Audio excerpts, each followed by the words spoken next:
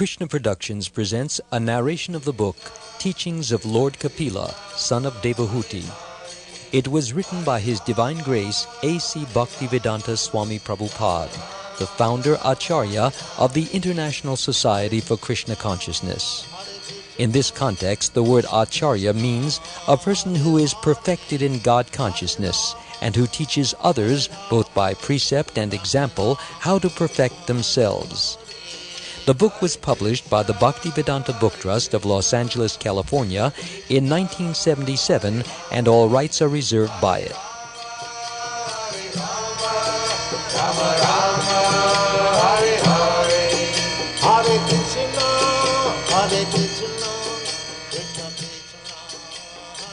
And now I, Amala Bhaktadas, the narrator, offer my respectful obeisances at the lotus feet of my spiritual master, Srila Prabhupada, who is very dear to Lord Krishna, having taken shelter of his lotus feet. He is kindly preaching the message of Lord Chaitanya and delivering persons all over the world from the clutches of impersonalism and voidism by his books, recordings, and devotees. I pray that His Divine Grace may bestow His special mercy on me so that I may recite His illuminating words in such a way that whoever hears them may be inspired to want to know and love the Supreme Lord Sri Krishna, and thereby become eternally engaged in His transcendental devotional service. And now I begin the narration of Teachings of Lord Kapila, son of Devahuti, starting with the foreword. Hare Krishna, Krishna Krishna, Hare Hare, Hare Rama, Hare Rama, Rama Rama, Hare Hare.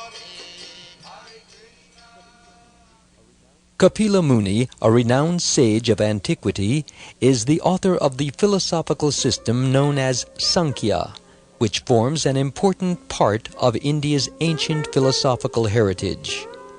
Sankhya is both a system of metaphysics dealing with the elemental principles of the physical universe and a system of spiritual knowledge with its own methodology culminating in full consciousness of the Supreme Absolute. Kapila, however, is not an ordinary philosopher or sage. According to Vedic tradition, the tradition of India's ancient scriptural literature, he himself is an avatar or incarnation of the Supreme Absolute Truth. Kapila's teachings are originally inscribed in the Srimad Bhagavatam or Bhagavat Purana, one of the most important scriptural documents of Vedic theism. Within the Bhagavatam, Kapila's teachings comprise chapters 25 through 33 of the third canto. This book, Teachings of Lord Kapila, the son of Devahuti, is based on a unique series of lectures presented in Bombay, India, in the spring of 1974 by His Divine Grace A.C. Bhaktivedanta Swami Prabhupada. In this series, Srila Prabhupada spoke from the 25th chapter, which contains the beginning of Lord Kapila's teachings. Srila Prabhupada is the author of a celebrated multi-volume translation and commentary on the entire text of the Bhagavatam, and at the time of the Kapila lectures, he had already completed his written commentary on the section of the Bhagavatam dealing with Kapila Dev's teachings. In these special lectures, however, Srila Prabhupada went into significantly greater detail in elucidating the verses and shed an even broader light upon these fascinating teachings.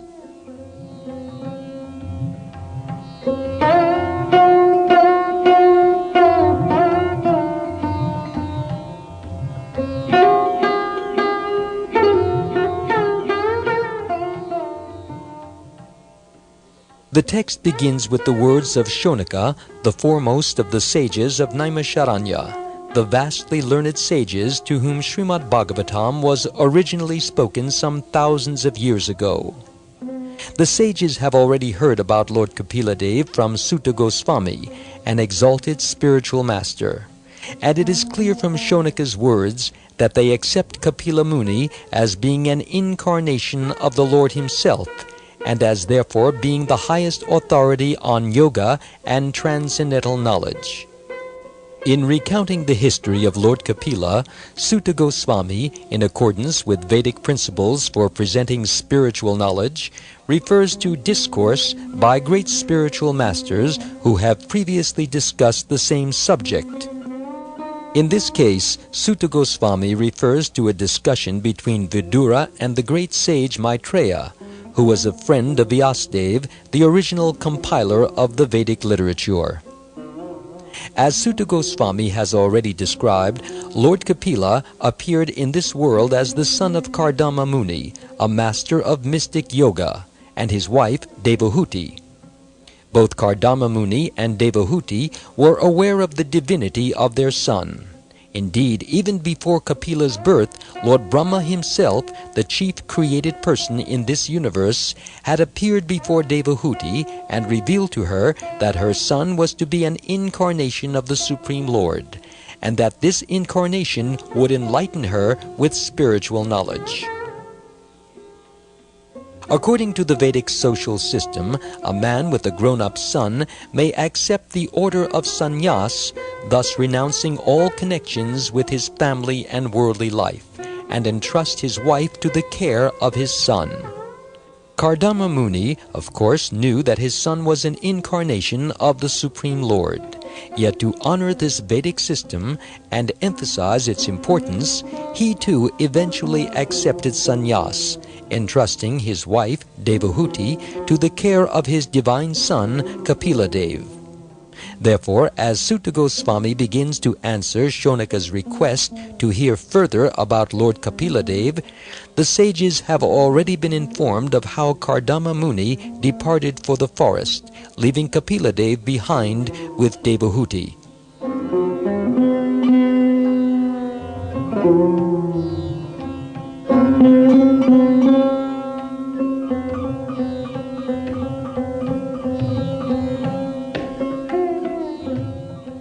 After Kardama Muni's departure, Devahuti, remembering the prophetic words of Lord Brahma, approaches her divine son and humbly expresses her desire for spiritual enlightenment. She says, "My Lord, I have fallen into the abyss of ignorance. Your lordship is my only means of getting out of this darkest region of ignorance, because you are my transcendental I, which, by your mercy only, I have attained after many, many births. Now be pleased, my Lord, to dispel my great delusion. You are the axe which can cut the tree of material existence.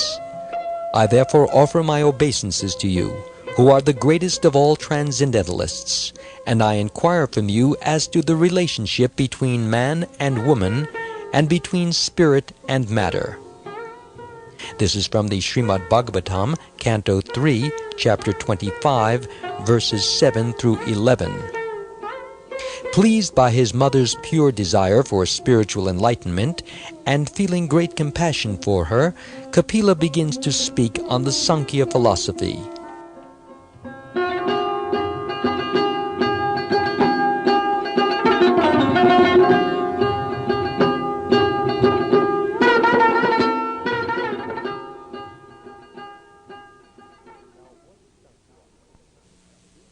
Now, what is Sankhya? Insofar as Sankhya deals with the elemental categories or principles of the physical universe, Sankhya is what Western scholars generally refer to as metaphysics. The term Sankhya literally means to count. This name is used because Sankhya philosophy enumerates principles of cosmic evolution by rational analysis. The etymological meaning of the word Sankhya is that which explains very lucidly by analysis of material elements. Philosophically, this term is used because the Sankhya system expounds analytical knowledge that enables one to distinguish between matter and spirit. This understanding culminates in bhakti, devotion for and service to the Supreme. It may be said, therefore, that Sankhya and Bhakti form two aspects of the same process, Bhakti being the ultimate goal or ultimate aspect of Sankhya. It is interesting to note at this point that long after Lord Kapila's descent, an imitation Kapila appeared on the Indian subcontinent and propounded a non-theistic Sankhya. That which is generally studied as Sankhya in the contemporary academic context is actually this later non-theistic, materialistic Sankhya. The Sankhya philosophy propounded by the original Kapila is practically unknown in the West. Teachings of Lord Kapila, the son of Devahuti, along with Srila Prabhupada's complete commentary on Kapila's Sankhya in his edition of Srimad Bhagavatam, is probably the first major exposition in the English language on the original theistic Sankhya. It should therefore be of considerable interest to scholars in this field.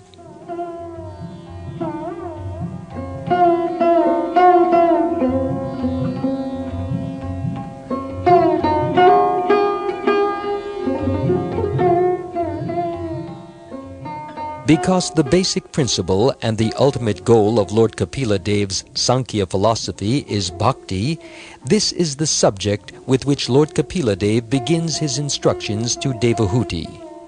Consequently, because this volume, Teachings of Lord Kapila, the son of Devahuti, is Srila Prabhupada's commentary on the beginning of Lord Kapila's teachings, it is chiefly concerned with the science of bhakti yoga, the process of linking with God.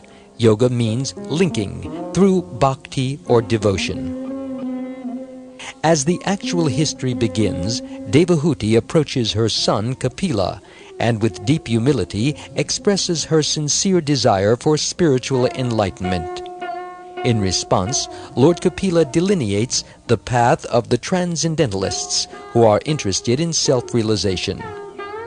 Concisely summarizing the actual process of self-realization, Kapila defines consciousness in both the conditioned and liberated states. He describes the psychology of pure consciousness, delineates the symptoms and characteristics of a sadhu, or holy person, and stresses the importance of sadhu sangha, association with those who are saintly. Kapila Dev then explains that liberation is merely a stage preliminary to the attainment of bhakti, and that one who attains bhakti automatically achieves liberation. One who engages in bhakti, devotional yoga, automatically transcends material desires and ultimately crosses beyond birth and death. According to later descriptions in Srimad Bhagavatam, Devahuti ultimately attains full enlightenment in transcendental knowledge by hearing and understanding the sublime philosophical teachings of her great son. This is signed by the publishers.